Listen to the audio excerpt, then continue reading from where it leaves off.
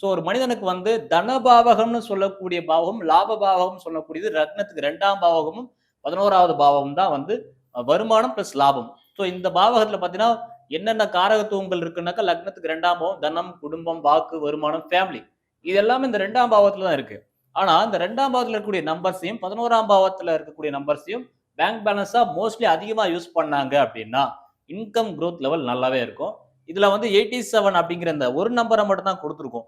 இது என்ன தாராபலன் அடிப்படையில வரும் அப்படின்றத பார்த்தீங்க அப்படின்னா, 87 அப்படிங்கிறது சாதகமான தாராபலன் அடிப்படையில வரும். என்னன்னா, இது வந்து சனியும், கேதுவும் இணைந்து 8 + 7 = 15ஆ மாறும். 15 அப்படிங்கிறது சூரியன் பிளஸ் புதன்.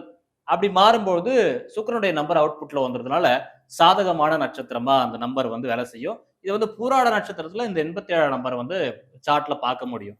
அதனால இது வந்து லக்னத்துக்கு 11வது பாவகம் ஆக்டிவேட் ஆகி சிறப்பான லாபத்தை கொடுக்கக்கூடிய எண்களா இந்த நம்பர் வேலை செய்யும். அப்ப ரூ. 870 ரூ. 8700 ரூ. 87,000 அந்த பேஸ்ல இவங்களுடைய பேங்க் பேலன்ஸ்ல மெயின்டெயின் பண்ணாலும் இப்படி பணம் வரும்.